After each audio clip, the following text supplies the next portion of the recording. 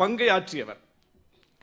அப்படிப்பட்டவர் இந்த மண் ஒற்றுமையாக இருக்க வேண்டும், இந்துக்கள் முஸ்லிம்கள் கிறிஸ்தவர்கள் அனைவரும் அண்ணன் தம்பிகளாக இருக்க வேண்டும், மாமன் மச்சான்களாக இருக்க வேண்டும், இந்த மண்ணை மதவெறி சக்திகள் பீடித்துவிடக் கூடாது என்பதில் வாழ்நாள் முழுவதும் அவர் அக்கறை காட்டினார். அப்படிப்பட்ட தலைவர், அப்படிப்பட்ட ஒரு பெருந்தகையுடைய மண்ணில் இன்றைக்கு மதவெறி சக்திகள் திருப்பரங்குன்றத்தை முன்வைத்து இந்த அரசை என்ன பாடுபடுத்திக் கொண்டிருக்கிறார்கள் என்பதை நாம் பார்க்கிறோம். முதலமைச்சருக்கு எவ்வளவு பெரிய நெருக்கடியை கொடுக்கிறார்கள் என்பதை பார்க்கிறோம். கொஞ்சம் கூட மனசாட்சியே இல்லாமல் எப்படி இந்த மண்ணை கூறு போடுவதற்கு துடிக்கிறார்கள் என்று பார்க்கிறோம். நான் நினைத்து பார்க்கிறேன், அவர்கள் என்ன சொல்லி வருகிறார்கள்? சொல்லிவிட்டுத்தான் வருகிறார்கள், மறைமுகமாக வரவில்லை. டிக்ளேர் பண்ணிட்டு வர்றாங்க, அயோத்தியாக மாற்றுவோம் என்று சொல்லி வருகிறார்கள்.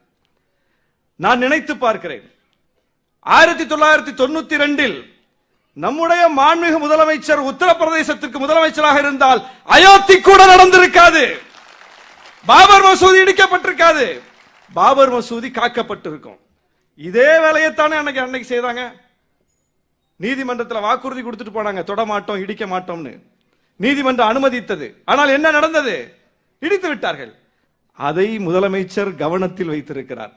இவங்க என்ன செய்வாங்க? இவங்க 2 பேர் இல்ல, 10 பேர் இல்ல, எத்தனை பேரை அங்கே அனுமதித்தாலும் அங்கே இருக்கிற சிக்கந்தர் தர்காவை அகற்றி விடுவார்கள். அது இந்த மண்ணில் ஒரு தீராத களங்கத்தை கொண்டு வந்து சேர்த்து விடும். எனவே யாரு சொன்னாலும் சரி, இதுதான் என்னுடைய ஸ்டாண்ட், இதுதான் இந்த அரசின் நிலைப்பாடு.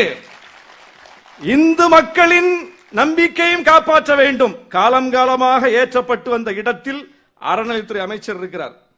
4000 கோயில்களுக்கு குடமுழுக்கு நடத்தி வச்சிருக்கிறார். எத்தனை? 1 கோயில் 2 கோயில் அல்ல, 4000 திருக்கோயில்களுக்கு. சட்டமன்றத்தில் எழும்பி துணை கேள்வி கேட்டா கூட ஒரு கோயிலை பற்றி வரலாறை சொல்லுவார். யாருக்கு பாடம் எடுக்கிறீங்க?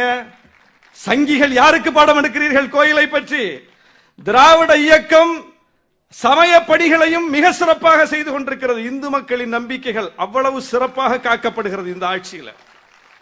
அப்படிப்பட்ட ஒரு ஆட்சியில காலம் காலமாக எல்லா முதலமைச்சர்கள் காலத்திலும், ஏன் இதற்கு இன்றைக்கு பிஜேபிக்கு ஆதரவாக குரல் கொடுத்திருக்கிற எதிர்க்கட்சி தலைவர் எடப்பாடி பழனிசாமி அவர் ஆட்சி காலத்திலும் கூட எந்த இடத்தில் தீபம் ஏற்றப்பட்டதோ அந்த இடத்தில் நம்முடைய மாண்புமிகு முதலமைச்சர் ஆட்சி காலத்திலும் ஏற்றப்பட்டு விட்டது. அந்த நம்பிக்கையும் காப்பாற்றி விட்டார் முதலமைச்சர். சந்தனக்கூடு வருகிறது, மேல போய் சந்தனக்கூட நடத்தணும், இவ்வளவு சென்சிட்டிவா ஆக்கி வச்சிருக்காங்க களத்துல. ஆனாலும் எப்போதும் எப்படி சந்தனக்கூடு நடக்குமோ அப்படியே இந்த ஆண்டும் நடந்தது.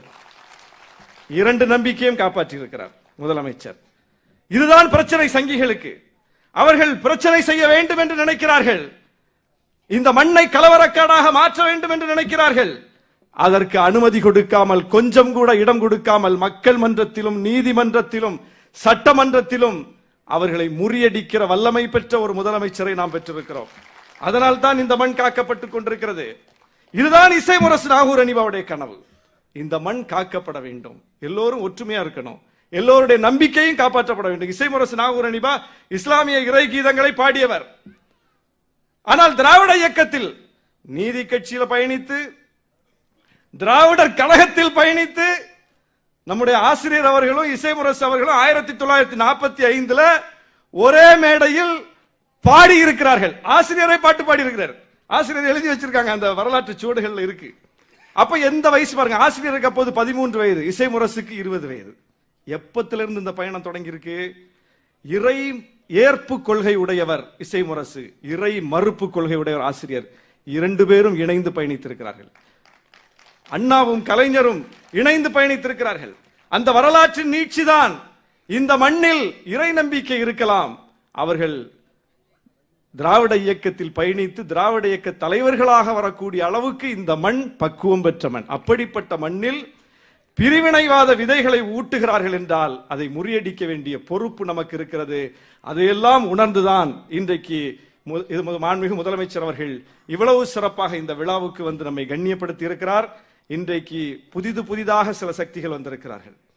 தீய சக்தி, தூய சக்தி என்று சொல்கிறார்கள். தவறான கருத்துக்களை கொண்டு போய் சேர்க்கிறார்கள்.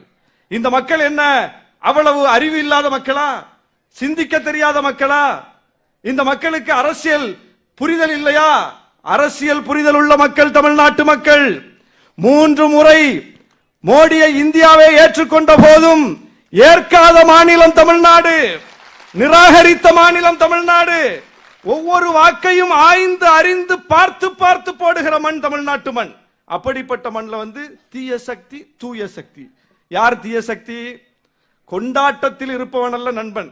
கொண்டாட்டத்தில் எல்லாரும் வருவாங்க, கிறிஸ்துமஸ் கேக் வெட்ட எல்லாரும் வருவாங்க, வாழ்த்து சொல்றதுக்கு எல்லாரும் வருவாங்க, கஞ்சி குடிக்க எல்லாரும் வருவாங்க. ஒரு மக்கள் பாசிசத்தால் பாதிக்கப்படும் போது, ஒடுக்குமுறைக்கு உள்ளாகும் போது, அவர்கள் பக்கம் துன்பத்தில் யார் நிற்கிறார்களோ அவர்கள் தான் நண்பர்கள். நம்முடைய மாண்பு முதலமைச்சர் சிஏஏ சட்டம் வந்தபோது இந்த மக்களோடு நின்றார். வக்ஃபு சட்டம் வந்தபோது இந்த மக்களோடு நின்றார். ஹிஜாபுக்கு தடை வந்தபோது தமிழ்நாடு அரசினுடைய முகப்பு படமாக ஹிஜாப் அணிந்த பெண்ணையே வைத்தார். அப்படி சொல்லிக்கொண்டே போகலாம். அவ்வளவு சிறப்புகளை ஒவ்வொரு சட்டம், ஒடுக்குமுறை சட்டம் வரும்போதும் இந்த மக்களோடு துன்பத்தில் துயரத்தில் நின்றவர். அதுதான் அங்க முக்கியம் பார்க்க வேண்டியது. நீங்க கேக் வெட்டிட்டு போயிட்டே இருப்பீங்க. அப்ப யார் இங்க நல்ல சக்தி, யார் தீய சக்தி, யார் தூய சக்தி? ஏன் நாங்கள் கூட்டணி கட்சிகள் முதலமைச்சரின் கரத்தை வலுப்படுத்தி நிற்கிறோம்? எங்கள் தலைவர் எழுச்சி தமிழர் போகிற இடமெல்லாம் சொல்லுகிறார், திராவிட இயக்கத்தை இன்றைக்கு குறிவைத்திருக்கிறார்கள், திமுகவை குறிவைத்திருக்கிறார்கள். அப்ப இந்த கட்சி அழித்து விட்டால் இந்த இயக்கத்தை அழித்து விடலாம், அதுதான் அவங்களுடைய கணக்கு.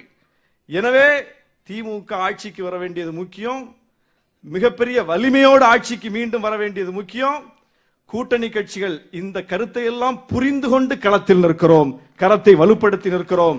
எனவே இசைமுரசு அவருடைய கனவு சமூக நல்லிணக்கத்தை காப்பாற்றுகிற கனவு, சமுதாய ஒற்றுமையை காப்பாற்றுகிற கனவு, மொழி உரிமையை காப்பாற்றுகிற அவருடைய போராட்டம், மாநில சுயாட்சிக்கான அவருடைய குரல், திராவிட இயக்கத்தை வளர்த்தெடுப்பதற்கான அவருடைய குரல், எல்லாவற்றையும் இணைத்து இன்றைக்கு ஆட்சி அதிகாரத்தில் அமர்ந்து கொண்டு காப்பாற்றிக் கொண்டிருப்பவர் நம்முடைய முதலமைச்சர். எனவே இசைமுரசு அவர்களுக்கு விழா எடுக்க தகுதி படைத்தவர் முதலமைச்சர் என்ற அடிப்படையில் இவ்வளவு சிறப்புகளை செய்த மாண்புமிகு முதலமைச்சர் அவர்களுக்கு எங்களுடைய நெஞ்சார்ந்த நன்றியை தெரிவித்து விடைபெறுகிறேன். நன்றி, வணக்கம்.